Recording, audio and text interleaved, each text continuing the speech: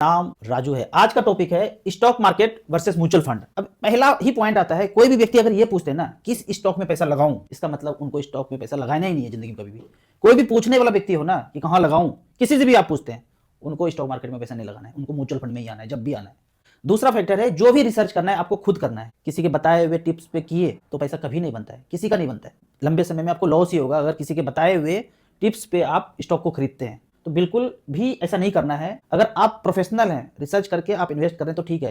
साधारण इन्वेस्टर है या बड़ा इन्वेस्टर भी है, वहां से निकल करके आपको म्यूचुअल फंड में आना है, क्योंकि यहाँ पे प्रोफेशनल फंड मैनेजर है। आपको खुद से दिमाग लगाने का जरूरत नहीं है। और कितना दिमाग लगा पाएंगे, कितना टाइम तक दे सकते हैं, ये एक कंपनी हो गया, एक लेआउट बना हुआ है, उसके हिसाब से सब कुछ चलता है। डायरेक्ट स्टॉक में आपको जो भी डिसीजन लेना है खुद लेना है। और देखा जाए तो मार्केट 24 घंटा खुला होता है, ऐसा नहीं कि सिर्फ 9:30 से 3 बजे तक खुला है। बाहर का मार्केट भी ओपन है, तो कब धड़ाम से कुछ भी होगा तो आपको पता नहीं चलेगा। अगले दिन 10% डाउन स्टॉक हो गया, 20% डाउन हो गया। तो 24 घंटा मार्केट खुला है। यहाँ का नहीं खुला है, कहीं और का खुला है। जो स्टॉक आपके पोर्टफोलियो में वो यहाँ तो मार्केट क्लोज होने से क्लोज हो गया, लेकिन सिंगापुर में वो ट्रेड हो रहा है, पता चलता है वो 15% डाउन है। अगले दिन जैसे ही ओपन होता है 9:30 बजे 15% डाउन मिलेगा।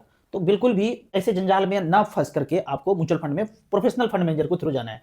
जहां तक डाइवर्सिफिकेशन का बात है, यहाँ पे बहुत कम डाइवर्सिफिकेशन है। कितना स्टॉक आप खरीदेंगे? 10, 20, 25, 50 कितना खरीदेंगे?